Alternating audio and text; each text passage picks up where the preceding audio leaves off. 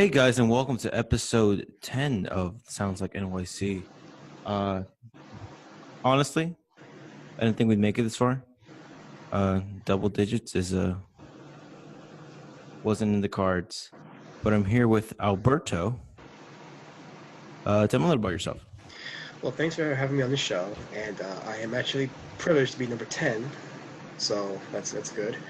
Um, so yeah, I am native Astorian, born and raised in New York, and I'm a filmmaker.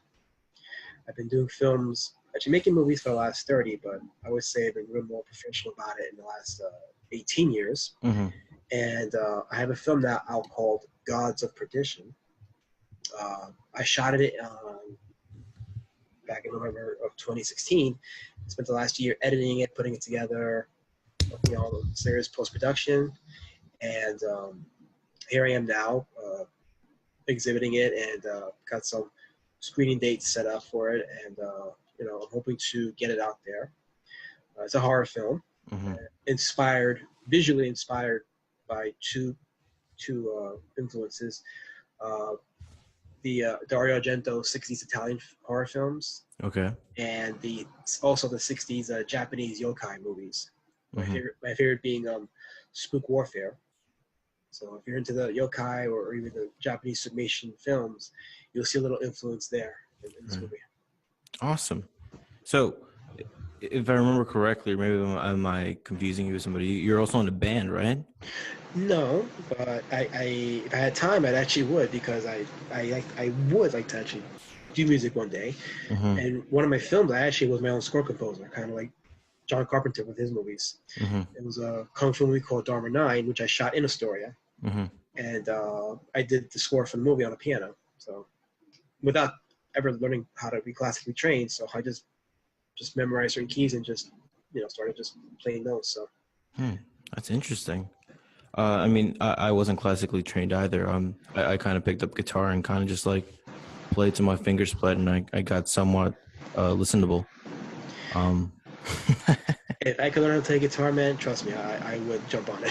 yeah, man. If you ever want some lessons, I got you Okay, I'll keep that in mind. for sure, no problem. So, how important do you think it is for you to this sort of, because like I'm really like ADD with all this sort of stuff, right? Because like I'm well, not ADD, but like I like to be in control of everything of my art form, right? Hmm. So I'm gonna make it, if I'm like a musician, right? Usually what happens is I would be in charge of like guitar, lyrics, drums. I sort of want to do like everything. Like do you have that same sort of like mindset, or is that just me? No, actually, believe it or not, as a filmmaker, I'm my own cinematographer. I'm my own editor. Hmm. Like I mentioned before, I did my own score for a film. Although I don't mind, I'd rather other people do my Right. scores for my films. But for that one film I did, um, sometimes I've acted in my own films too. Actually, the last couple of films I didn't do any acting. I just did all my work behind camera. But I think one of the reasons why it took long for Gods of Perdition to be completed was because I did all the work behind the camera in Hmm. post production. So I wanted to take my time with it, and only I really knew how it was going to look and sound. So Right. it was all on me to get it done For sure. have it, ready to be seen. Hmm. Right. Like, do you think, like, for me personally, right? It's it being like sort of like a, I don't know what you would call it, but like, I feel like my art is more genuine. Well, maybe genuine is not the right word, but like more me, because like I'm the only one who really gets it, and I can like tell somebody like what I want to hear, but they never really quite get it. So that's why I'm always like trying to figure out everything. Can you relate?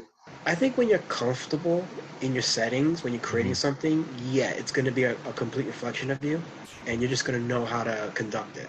Hmm. Um, because I've always wondered if I were to go really professional with this and blow up, how would it change for me? Like Right. having to deal with agents, which I'm not too keen on, but then you're dealing with Hmm.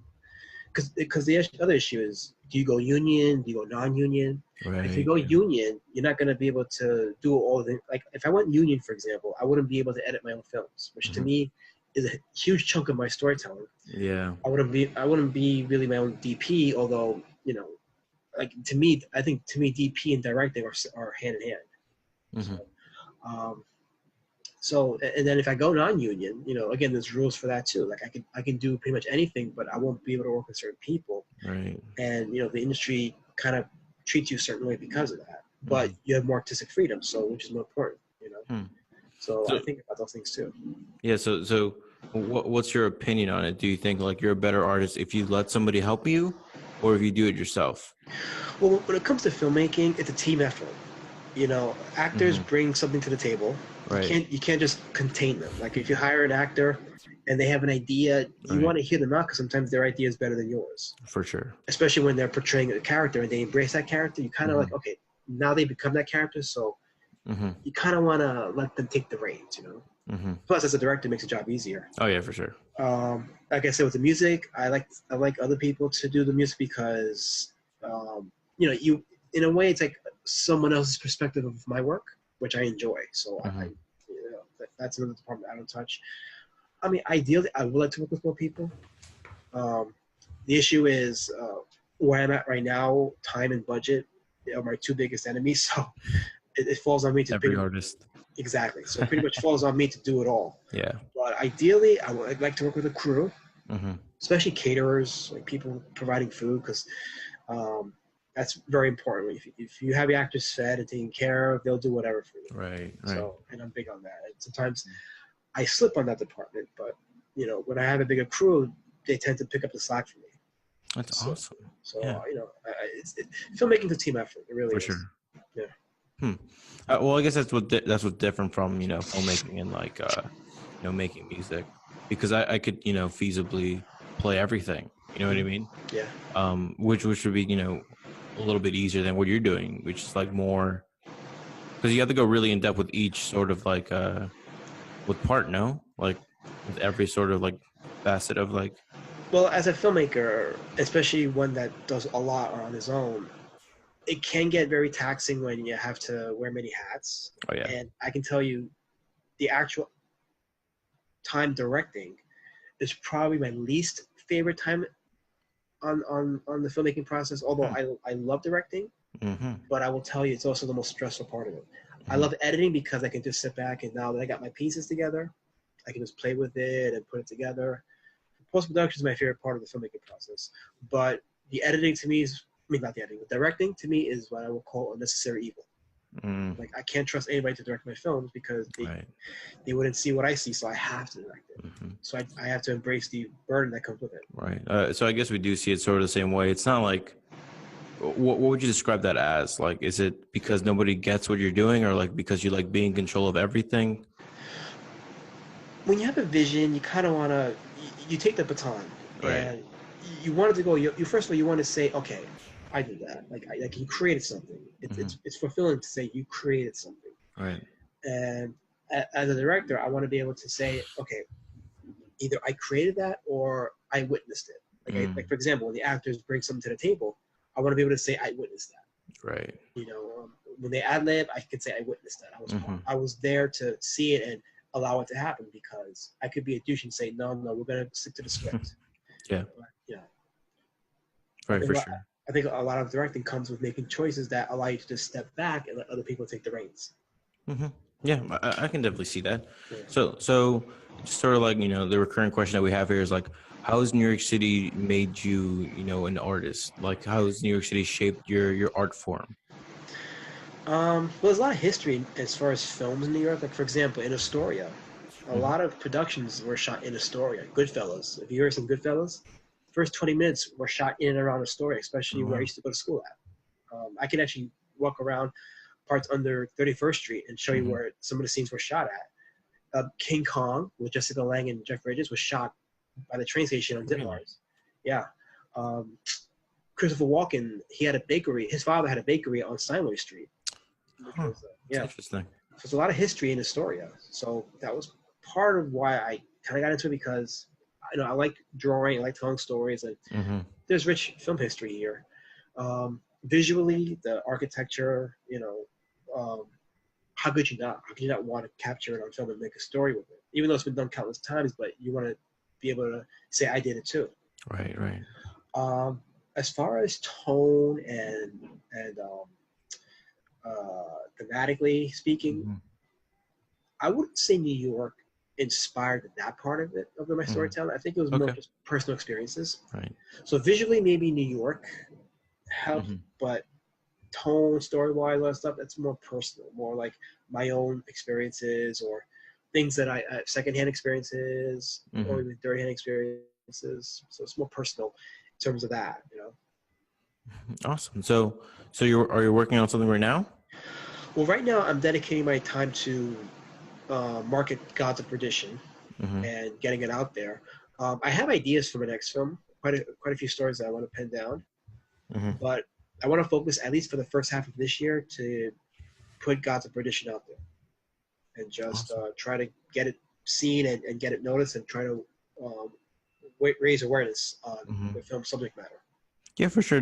Is there any like set date you have? Like, is it coming out this year? At Well, least? as of right now, Mm-hmm. there's actually two set dates. Actually, one is actually a Facebook live streaming, which is actually going to take place this Wednesday, March 14th, at about 4 a.m. Let Wow. me explain why. So the writer of the film, not the writer, but the writer of the short story that inspired the film, his name Mm-hmm. is Bucky Long, and he was friends with these administrators of a Facebook horror group out in Australia. Mm-hmm. So to kind of like get the word of mouth out there, I asked them if they were cool with me doing a live stream of the film, which they were very open with. So because it's 4 a.m. here in New York, it's about 8 o'clock over in parts of Australia. So Yeah. people are actually leaving work at around that time and heading home. So to me, it was more ideal for me to show it at that time so they can come and see it. So it's an experiment for me to work with. So I have that. Mm-hmm. And then on October 20th, later this year in Flushing, Queens, um, this horror festival called the Creepy Freaky Film Festival, which is Mm-hmm. a horror short film festival. The organizer selected my film as the feature film. Oh, that's awesome. So it's going to be on October 20th in Flushing, Queens. Originally, it was also going to be scheduled for April 7th, but there was issues with the venue, so Mm-hmm. that date was canceled. But October 20th is still on.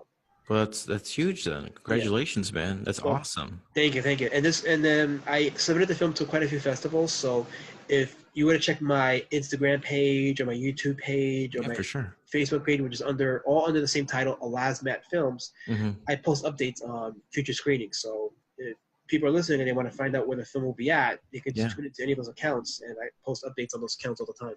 Yeah, man. And if I'm awake at 4 a.m., the 12th, right? March 14th. March 14th. If And I'm if up at, yeah. Yeah, it's a closed group, so you'd have to subscribe before that day, so they can. And they'll usually approve you like immediately, but it's a closed group, so you have to subscribe to it to see it. I'll subscribe to it today. Awesome. Awesome, man. It's called Horrorholics. It's horror, Horrorholics. yeah, HOLICS. Just look for it. The administrators are Dakaris Yara Barros. Mm-hmm. They're the administrators. So again, you subscribe, and they'll immediately approve of your membership. So. That's awesome, man. Well, it was really good having you. Anything else you'd like to share before you go? Um, yeah. Again, if you're a fan of monster movies, creature features, if you like, if you're a fan of the Italian horror films, the Japanese yokai films. Mm-hmm. Also, if you're interested in the subject matter of parental alienation, Oh, wow. children who are alienated from their parents and Mm-hmm. the effects that it can have on them, definitely check out Gods of Perdition. It's a labor of love. It's something that's close to my heart. People that know my story know why I made this film. There's a lot of personal stuff going on in my life that Mm-hmm. inspired me to make this film. And from the world premiere that happened on February 10th, we had the Q&A after the film's premiere, and people actually resonated with the film's message. So I said to myself, okay, I have something here. So I think if more people see it, more awareness will be raised on the subject. So that's what I'm hoping for. That's awesome, man. Well, thank you so much. It was really cool, and I really look forward to seeing that your stuff coming out. Well, thank you for having me. I'll keep posted. Awesome, and thank you for having me on the show. It was actually a pleasure to be on. Awesome. Well, that's what I like to hear, man. Yeah. Awesome. Thanks.